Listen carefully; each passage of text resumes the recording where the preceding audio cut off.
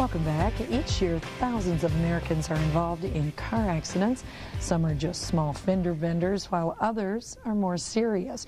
But no matter the type of crash, there are some steps you should take after it happens in order to protect your legal rights. Back with some helpful advice is attorney Steve Terry, a partner at Terry & Slane. Hi, Steve. Hi, Corbin. Thanks for having me back. Oh, well, it's good to hear from you again, and you always give us great information, and we are talking about car crashes today. What's the first thing we should do once we've had this smash up? Well, what you want to do is understand that in legal land, whereas where I reside, things are very different than where you reside. And so some of these things that we're going to talk about might not be common sense, but it is to me. So the first thing you want to do is make sure the police are involved, and you want to make sure you get all the names of witnesses and phone numbers. Even if it's a small accident?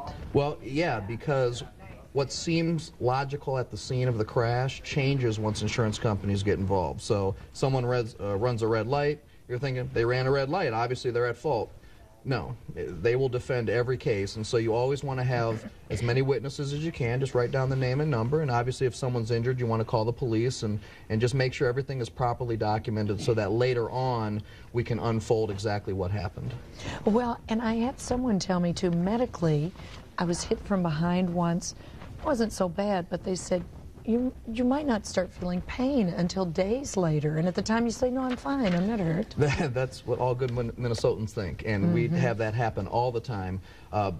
In fact, that kind of goes to another one of our topics, but just because you don't feel pain right away doesn't mean it's not going to come later. And it may be something like my neck hurts, it may be I have shooting pain down my leg, and you may be a surgical candidate later on. We don't know, and we're not doctors.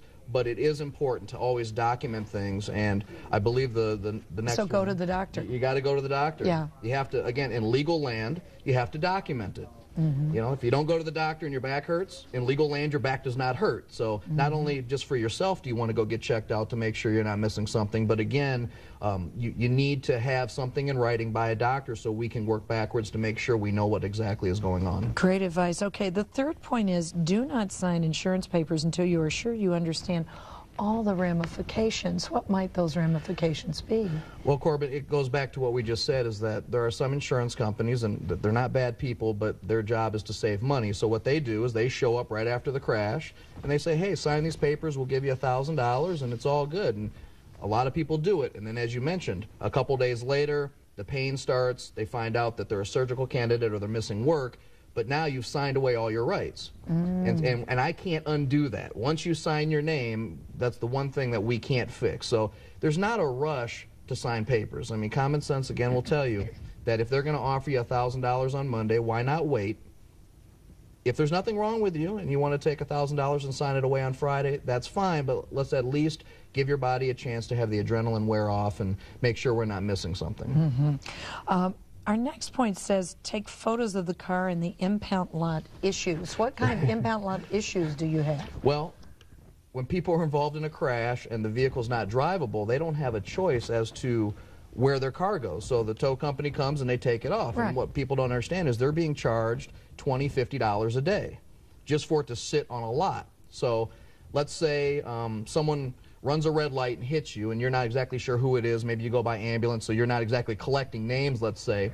Well, your car is accruing charges every day. So you need to understand this, and there is the duty to mitigate. So even if you're not at fault, if you can't figure out who the other people are, you hire us and we're waiting for police reports or witness statements, you do have a duty to try to move your vehicle. Now, if you have to spend $100, you know, to move your vehicle. Tow it from one place to another. Tow it to the driveway. Just get it out of, I can't tell you how many times when clients say, I just don't have $100. Well, if it takes us 30 days to figure it out, the insurance 30 times 50 is a lot. Exactly. It gets to be real money. And the insurance company's not going to just write a check, even though they may have ran the light, but there is the duty to mitigate. So, and with the photographs, again, it's just documentation.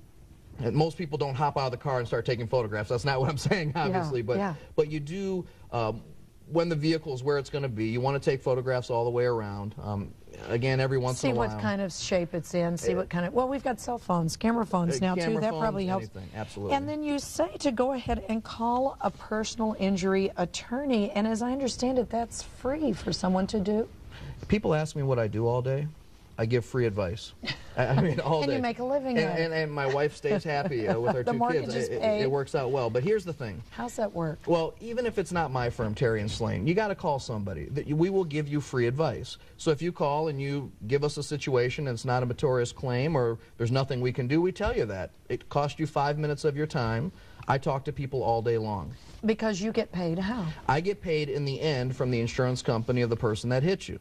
So if you win, we get paid. If you lose, we work for free. Not only our time, but we will have spent money on expenses, and those get waived also. You know, we've only got a second left, but if I had an accident, not this week, but 3 weeks ago, can I still call you? Absolutely. People call us years into it.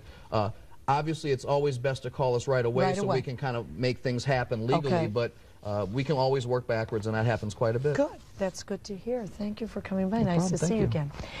Terry and Slane is located off France Avenue in Bloomington. For more information, you can call 612-333-5544 or log on to terryandslane.com.